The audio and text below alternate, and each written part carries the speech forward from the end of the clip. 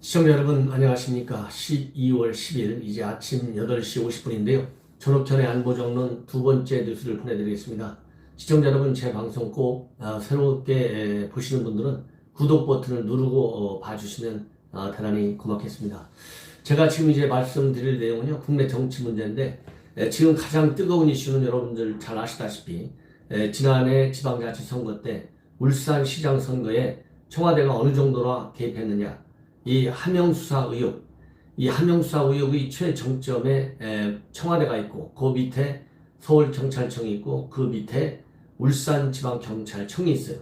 그래서 이 3자 구도하에 이 울산시장 당시 김기현 자유한국당 후보를 낙선시키기 위해서 청와대가 어느 정도나 개입했는지가 지금 현재 대단한 우리 국내 정치의 핵폭탄이 되고 있습니다.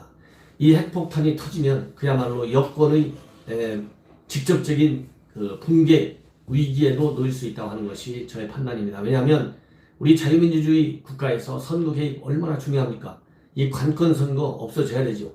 더군다나 내년 4월 총선을 앞두고 이 여권이 그야말로 어떤 이 사정의 칼날을 들이댈지 아무도 모르는 그런 상황 아니겠습니까? 그런데 그렇기 때문에도 김기현 작년 지방선거 때 청와대가 어느 정도나 개입했는지 것은 핵내관이 될 수밖에 없고, 우리 자유한국당에서는 이러한 함영수사 의혹과 관련해서 국정조사 또는 특검을 한다. 그리고 이러한 그 선거 개입과 관련해서 끝까지 투쟁한다. 이런 입장을 지금 정립해 놓고 있습니다. 이미 국정조사 계획서 우리 자유한국당도 또 바른미래당도 국회에 다 제출해 놓고 있어요. 더군다나 이제 어제 자유한국당의 원내대표 선거가 있었는데 거기에서 심재철 원내대표가 당선이 됐는데, 이 심재철 원내대표의 과거의 투쟁 경력이 이번 의원들 사이에서도 많이 평가를 받아서 당선이 됐다. 이렇게 지금 알려지고 있습니다. 이런 걸로 볼 때 우리 자유한국당의 강력한 투쟁 의지와 투쟁 전략, 그리고 또 중요한 것은요, 이 당사자들 요즘 검찰에서 계속 불러대고 있습니다.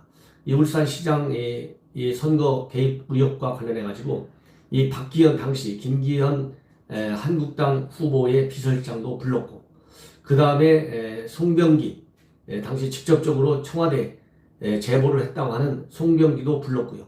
그 다음에 국무총실에 현재 있는 문모 행정관도 이미 불렀어요. 그렇기 때문에 핵심적인 인사들 상당수가 이미 검찰에서 소환 진술을 한 바 있습니다. 지금 이제 중간쯤에 와 있어요. 가장 핵심적인 사람이 지금 이제 송초로 현 울산시장과 황운하 당시 청장인데, 이 두 사람을 부른 다음에 이제 조국을 부를 가능성이 있고, 조국을 부른 다음에 그 진술 내용에 따라서 그 윗선 어디까지 미칠지 정말 예의주시해야 된다. 이런 상황에 지금 처해 있습니다. 이런 가운데서 이제 중간 이상 한 3분의 2쯤 와 있을 것 같아요. 양으로 따지면, 질로 따지면 핵심 인사들은 황운하, 송철호, 조국 플러스 알파가 되겠지만, 일단 내용적으로 보면 한 3분의 2쯤 와 있는데, 이 3분의 2쯤 와 있는 상태에서 가장 중요한 키맨이 제가 지금 방송에 드리는 누구냐면 임동호 전 민주당 최고위원이고요. 당시 울산시당 위원장이에요. 이 사람이 굉장히 중요한 사람인데, 이 임동호 전 민주당 최고위원이 오늘 잠시 후 11시에 검찰에 출두합니다. 이번 출두는 울산시장 선거는 서울중앙지검에서 해요. 그렇기 때문에 서울중앙지검에 나가서 출두를 하는데, 지금 언론에 알려지는 바에 의하면 나는 사실대로 가서 얘기하겠다. 그래서 결정적 진술을 할 가능성을 배제할 수 없는 상황에 처해 있다고 하는 것이 지금 현재의 분위기입니다. 물론 이 사람은 또 내년도 선거에 민주당 소속으로 이미 나오겠다고 입장을 발표했기 때문에 이번에 폭탄 진술하면 당연히 여권에서 후보 공천을 안 하겠죠. 그런 또 제한적 요인도 있어요.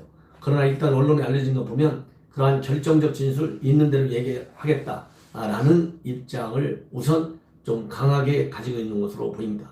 자, 그렇다고 한다면 이 사람이 왜 이렇게 검찰에 가서 사실대로 진술을 하고 싶어 하느냐 하면 이미 이 송철호 현 울산시장하고는요 그야말로 악연 중에 악연 관계를 갖고 있습니다.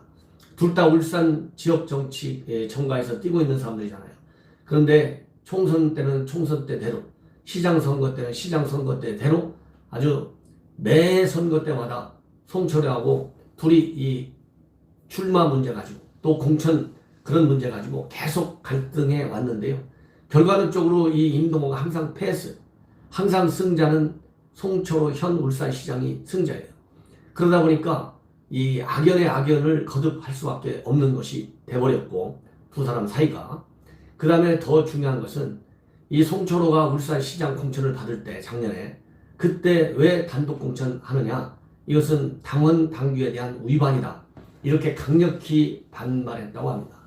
이러다 보니까 이제 이번에 임동호가 더군다나 그 지난 그러니까 2017년도 말경에 있었던, 즉 하명 수사 의혹이 제기되던 그 한참 시점에 최고위원회가 열렸는데 그 민주당 최고위원회에서 임동호가 비리 관련, 김기현 비리 관련 의혹을 문서로 작성해서 돌렸다라고 하는 그러한 의혹이 이미 제기된 상태예요. 그렇기 때문에 검찰에서는 당시 정말 문건을 만들었는지, 그 만들었다면 그 문건 내용은 어떤 문건이었는지, 그 만든 문건은 누구한테 어떻게 전달을 했는지, 왜 전달했는지, 이런 것들을 당연히 수사 대상에 올려놓고 이제 진술을 유도하겠죠. 그렇기 때문에 임동호가 사실대로 얘기하겠다, 이러한 입장을 지금 표명하고 있고요. 있고, 그렇다고 한다면 여기에서 이 비리 의혹과 관련된 핵심적인 그러한 결정적인 그 진술이 나올 가능성도 있다. 이런 거에 청와대와 여당이 지금 굉장한 촉각을 세우고 있다, 이렇게 지금 알려지고 있어요. 자, 그렇다고 한다면 여러분들 잘 아시다시피 이 정치 한 지역에서 그야말로 자기 이 정치적인 인생의 결정타가 되는 그런 공천 문제 가지고 계속 갈등해 왔는데, 어느 정도로 갈등했냐면 2012년도부터 시작한 것 같습니다. 2012년도에 울산 중구 국회의원 선거 때도 악연이 있었는데 임동호 전 최고위원은 그때 후보 자리를 송철호 시장한테 양보했다고 해요. 왜 그러냐면 당시 국회의원 후보 신분이던 문재인 대통령의 중재로 그렇게 양보했다, 이런 말을 본인의 자서전에 쓰고 있다고 합니다. 그리고 2016년도 또 울산 남구을 국회의원 선거 때도 송 시장한테 밀렸어요. 그래가지고 송철호 그때 시장은 무소속 후보로 이 지역에 그 울산 남구을에서 나왔고, 민주당 후보는 또요 임동호 전 최고위원의 동생 임동우 씨가 또 나왔대요. 이러니까 참 이거 희한한 것이죠. 그래서 이제 후보 단일화 하라고 요청했는데 동생 임동욱 씨는 또 거절을 했다고 합니다. 그 다음에는 또 이제 지방 18년이죠. 이 지방선거 때는 또 송철호한테 또 밀렸어요.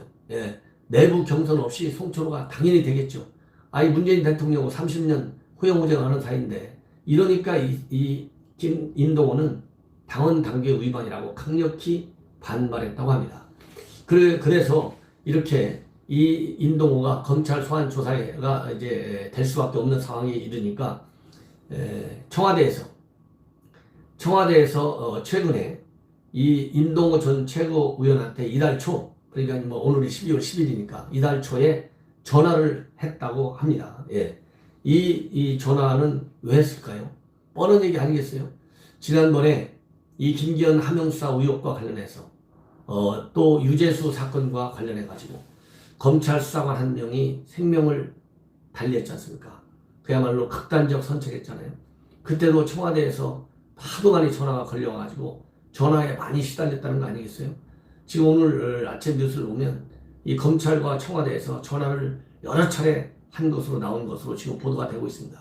그런 것처럼 이 전화 압박, 이거 대단한 거 아니겠습니까? 심리적 갈등, 충돌, 심리적인 충격이. 그래서 이 청와대에서 전화를 했는데 하다 보니까 이제 당연히 여기저기서 많이 얘기가 오갈 수밖에 없고 이 임동호 전 최고위원의 입에 모두가 지금 긴장하고 있는 형국이라고 합니다. 예를 들어서 이 검찰에 가서 일단 아는 범위 내에서 답변하겠다. 그리고 언론에 대해서도 필요하면 언제든지 얘기하겠다. 이렇게 지금 얘기를 하고 돌아다니고 있다고 합니다. 그렇기 때문에 과연 임동호가 오늘 검찰 진술을 통해서 그리고 검찰 진술을 하고 나서 나와서 언론에 어느 정도까지 얘기하느냐에 따라서 이번 그 임동호의 청와대 출두는 조국 부인과 조국 일가족에 대한 검찰의 그다음에 수사 그리고 또 이 주변 관계인들에 의한 언론 인터뷰, 언론 취재 경쟁 이런 것보다 엄청난 그런 후폭풍을 불러올 수가 있다. 이런 그런 예측을 하지 않을 수가 없습니다. 그래서 오늘 이제 11시에 들어가니까요. 뭐 제가 보기에는 시간이 좀 많이 걸릴 것 같아요. 오후 늦지막히 뭐 요즘은 이제 심야 조사 안 하기로 돼 있지 않습니까? 인권 문제 때문에. 임동호의 언론 인터뷰 내용이 나오면 제가 다시 한번 여러분들께 보도해서 결정적 진술이라고 판단할 수 있는 그런 핵심 키워드가 나오는지 안 나오는지 한번 살펴보도록 하겠습니다. 시청자 여러분들 주요한 정치 이슈 전옥현의 안보 정론을 통해서 한번 저와 생각을 공유하시는 것도 좋을 것 같습니다. 대단히 감사합니다.